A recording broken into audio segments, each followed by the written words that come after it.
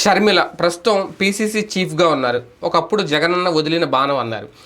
ఇప్పుడు ఆమె చేస్తున్న యాజిటేషన్స్ లేదంటే చంద్రబాబు గారికి ఇస్తున్న డెడ్ లైను, స్టీల్ ప్లాంట్ పేరుతో ఆమె పెట్టిన డెడ్ లైను, ఇవన్నీ చూస్తుంటే ఎప్పటికైనా మళ్ళీ జగనన్న వదిలిన బాణమేనా అన్నట్టుగా ఉంది. ఎందుకంటే మొన్న ఆయన ఈ సెక్యులర్ గురించి మాట్లాడడం, జగన్మోహన్ రెడ్డి గారు సెక్యులర్ గురించి మాట్లాడుతున్నారంటే ఆయన ఐఎన్డీఏ కూటమిలోకి వెళ్ళిపోతారా అని జరిగిన ప్రచారం, ఇవన్నీ చూస్తున్న నేపథ్యంలో షర్మిల అసలు కాంగ్రెస్లో ఇముడుతారా లేదంటే ఇద్దరూ కలిసి రాజకీయం చేస్తున్నారా? ఇది అధికారంలో ఉన్న తెలుగుదేశం పార్టీకో లేదంటే చంద్రబాబు నాయుడు గారికి ఒక థ్రెట్ క్రియేట్ చేసేలా ఉందా?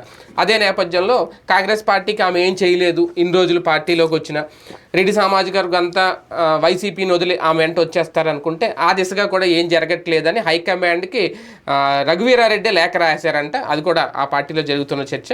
అసలు ఏం జరగబోతోంది, షర్మిల వెనక ఎవరున్నారు, చంద్రబాబు గారు ఉన్నారా లేదంటే జగన్ ఉన్నారా అనేది కొత్త చర్చ. ఇదే అంశం మీద చర్చించే ప్రయత్నం చేద్దాం.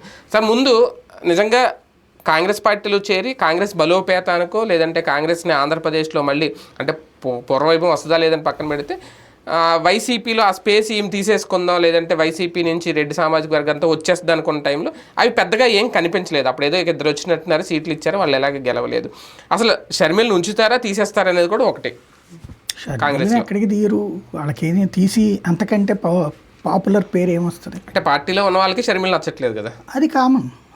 షర్మిల అట్లా నచ్చుంటే రాజశేఖర రెడ్డి మరణం తర్వాత జగన్మోహన్ రెడ్డికి ఇచ్చేవాళ్ళు కదా. బాబు రాజశేఖర రెడ్డి ఫ్యామిలీ నచ్చని వాళ్ళు చాలా మంది ఉన్నారు. చింతామోహన్కి రాజశేఖర రెడ్డి అంటే నచ్చరు, హర్షకుమార్కి రాజశేఖర రెడ్డి అంటే నచ్చరు, గొడవలు పడ్డవాళ్ళు వీళ్ళందరూ.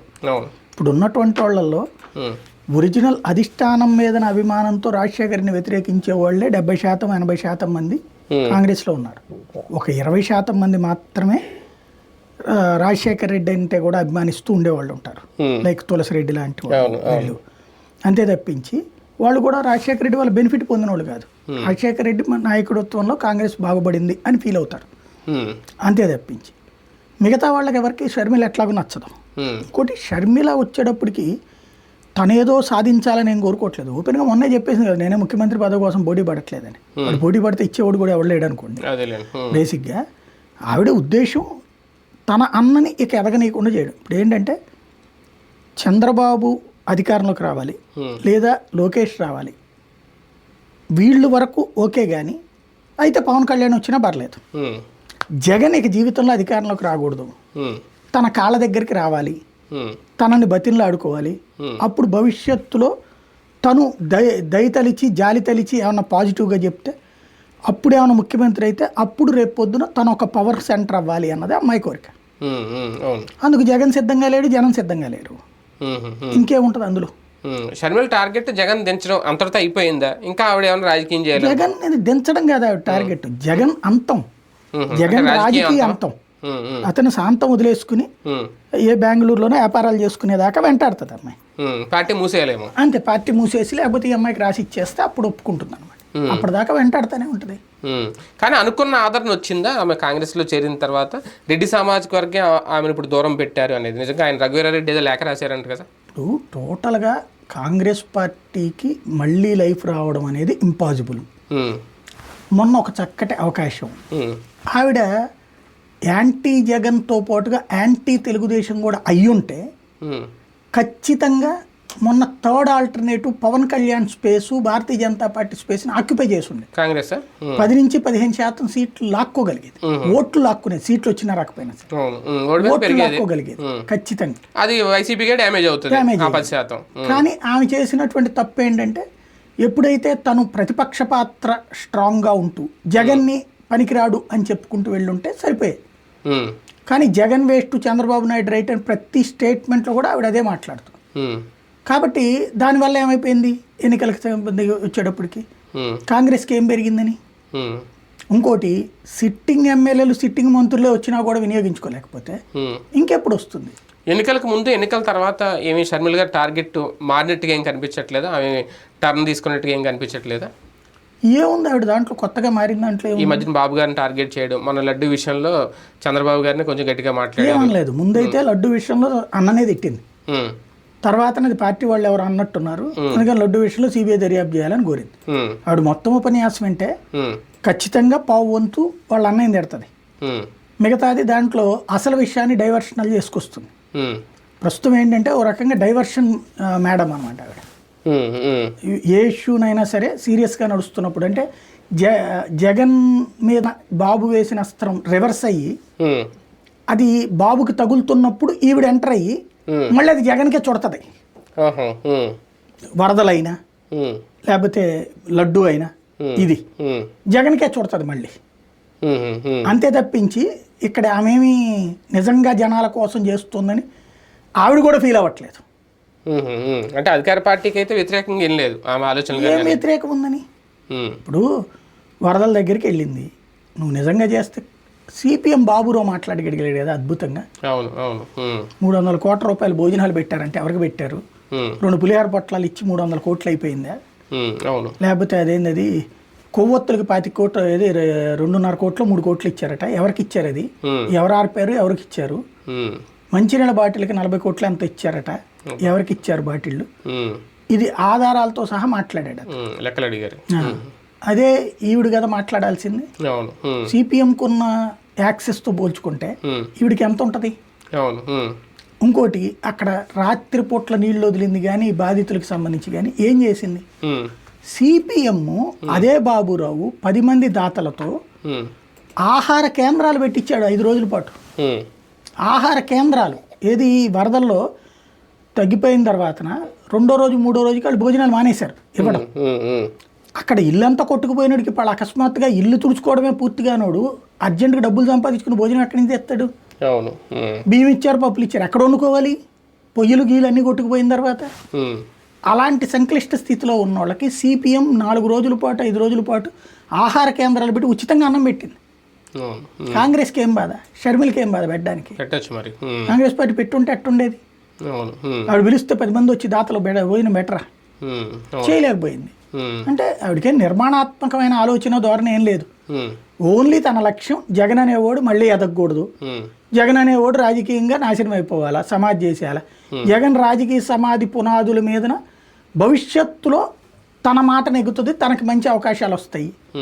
ఏదో ఒక విచిత్ర ప్రపంచంలోనే ఆవిడ ప్రవేశిస్తుంది అంతే. కాంగ్రెస్లో ఉన్న సీనియర్లు ఒక రకంగా అంటే ఒక ఏడాదిన్నరలో ఈ స్థానిక సంస్థల ఎన్నికలు వస్తాయి, ఆ ప్రజలను మోటివేట్ చేసే కార్యక్రమాలు కానీ ఏమీ చేయట్లేదు అనే భావన అందరిలో ఉంది. అదే రఘువీరారెడ్డి గారు లేఖ కూడా రాశారు అనేది హైకమాండ్కి, ఆమె తప్పించాలి. తెలివిగా చేస్తే వైఎస్ఆర్ కాంగ్రెస్ పార్టీకి ఉన్నటువంటి ఒక అగ్రెషన్, సమన్వయ లోపం, రెండవది జగన్ యాటిట్యూడ్, దీన్ని సద్వినియోగం చేసుకుంటే ప్రతిపక్షం వాస్తవంగా నిజంగా చెప్పాలంటే ఆంధ్రప్రదేశ్లో ప్రస్తుతం లోటు ఏంటంటే ప్రతిపక్షం.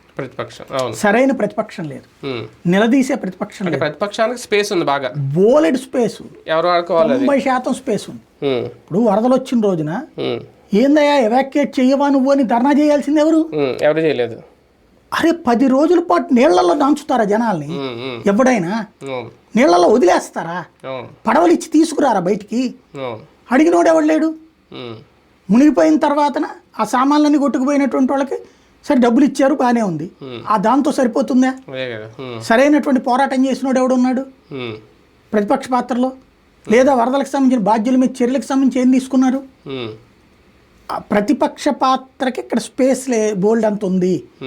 ఎవడు ప్రతిపక్ష పాత్ర సరిగ్గా పోషించడం. జగన్ ఏమో అప్పుడప్పుడు వచ్చి ఏదో టీచర్ గారి లాగా ఎక్స్ప్లెయిన్ చేస్తాడు, మాస్టర్ పాఠం చెప్పినట్టు.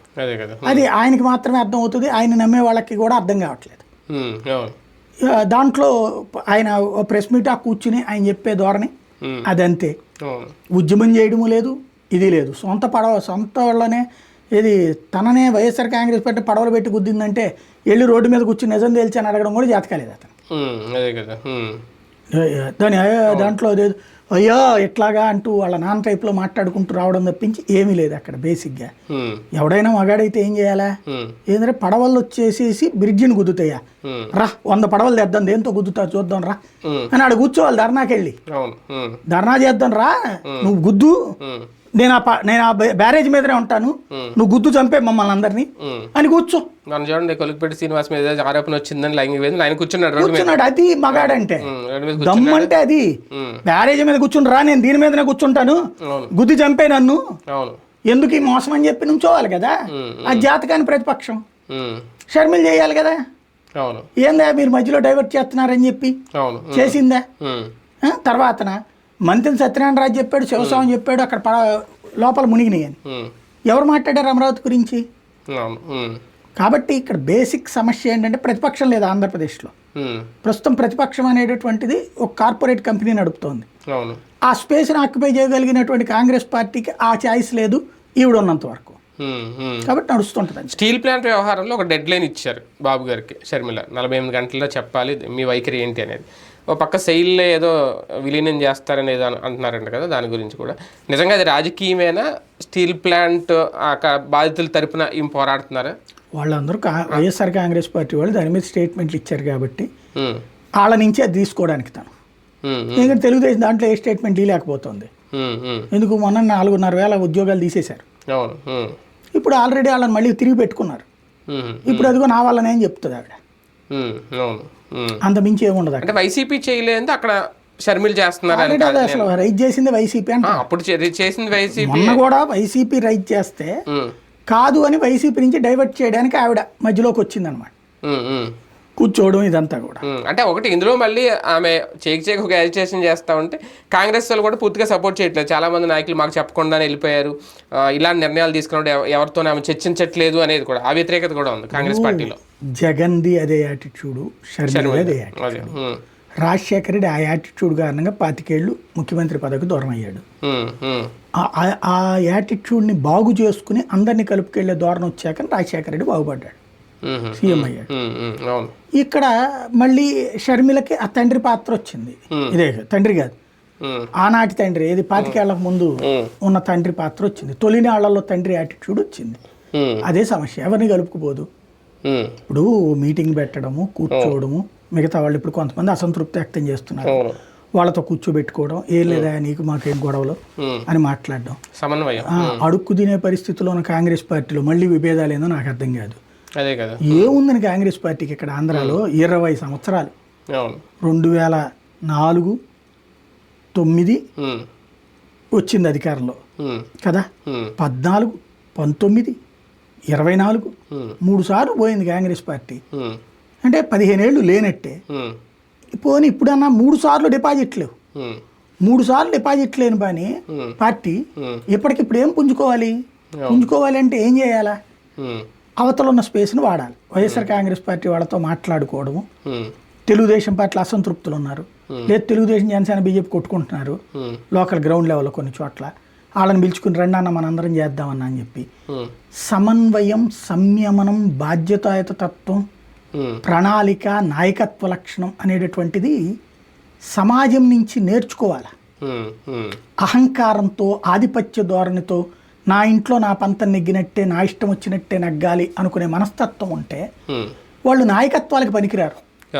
వాళ్ళకి ఏదో అయాచిత అదృష్టం, ఆ తండ్రి వారసురాలు కాబట్టి ఎవరు పట్టించుకోలేని. కానీ ఒకటి రాజకీయంగా అంటే మరి వీళ్ళిద్దరి విషయంలో ఇది కరెక్ట్గా తెలియదు, కానీ రాజకీయంగా శాశ్వత శత్రువులు మిత్రులు ఉండరు అంటారు. కాబట్టి ఈమె తీసుకుంటున్న నిర్ణయాలు అంటే కాంగ్రెస్ పార్టీ గురించి పెద్దగా ఏం పనిచేయట్లేదు అనేది ఎప్పటికైనా, అంటే మొన్న జగన్మోహన్ రెడ్డి గారి సెక్యులర్ గురించి మాట్లాడడం ఆ సందర్భంలో, డిక్లరేషన్ సందర్భంలో, ఇంకా సెక్యులరిజం అంటే రేపు పొద్దున్న ఆయన ఐఎన్డీఏ కూటమి సపోర్ట్ తీసుకుంటారా, ఇందులోకి వెళ్తారా అనేది ఒక ప్రచారం అయితే జరిగింది ఆ 2 రోజులు. ఇప్పుడు తగ్గింది. కానీ ఎప్పటికైనా జగనన్న వదిలిన బాణమేనా షర్మిల అనేది ఆ చర్చ కూడా వస్తుంది. అంత సీన్ ఏం లేదు. జగన్మోహన్ రెడ్డిని నాశనం చెయ్యాలని వదిలినటువంటి అస్త్రం, అంటే అది ముందు ఉందేమో, వదిలిన అస్త్రం ఆయన అధికారంలో ఉన్నప్పుడు ఉందేమో, ఆయన ఓడిపోయారు, ఇప్పుడు టార్గెట్ అయిపోతున్నారు. బాబు వదిలిన అస్త్రమే కదా. అంతకుముందు జగన్ ఒక అస్త్రం వదిలాడు, ఆ అస్త్రం ఆ తర్వాతన ఇంటికి వెళ్ళిపోయింది. ఇంట్లో ఉన్న అస్త్రం ఆ తర్వాత మళ్ళీ అన్న దగ్గరకు వచ్చి సాయం అడిగింది, అన్న అంగీకరించలేదు అన్నట్టు ఆగ్రహంతో రగిలింది. ఓ రకంగా చెప్పాలంటే మహాభారతంలో సెకండ్ పాత్ర. ముందు తను అనుకున్న పంత నగ్గలేదని చెప్పి, తను అనుకున్న రాజుని పెళ్లి చేసుకుని లేదని చెప్పి భీష్ముడు సర్వనాశనం అయ్యేదాకా వదిలిపెట్టల. అలాంటి పాత్ర ప్రస్తుతం ఆవిడ పోషిస్తోంది. వైఎస్ఆర్ కాంగ్రెస్ పార్టీకి సెకండ్ పాత్ర షర్మిల పోషిస్తోంది అంతే. కాకపోతే కాంగ్రెస్ పార్టీని రాజకీయంగా వాడుకుంటున్నారు ఒక పదవిలో ఉండి. రైట్, చూద్దాం. ప్రస్తుతం పీసీసీ చీఫ్గా ఉన్న షర్మిల గారి మీద కాంగ్రెస్ పార్టీలో భారీ వ్యతిరేకత ఉంది అనేది, అందుకే రఘువీరారెడ్డి గారు కూడా లేఖ రాశారు అనేది ఆమె వైఖరి మీద. పార్టీని పట్టించుకోవట్లేదు, ప్రజలను మోటివేట్ చేసే కార్యక్రమాలు ఏమీ చేయట్లేదు. దీని మీద హైకమాండ్ నిర్ణయం తీసుకుంటుందా, ఎప్పటికైనా ఆమె జగనన్న వదిలిన బాణమే అనే చర్చలో ఎంతవరకు వాస్తవం ఉంది వేచి చూద్దాం.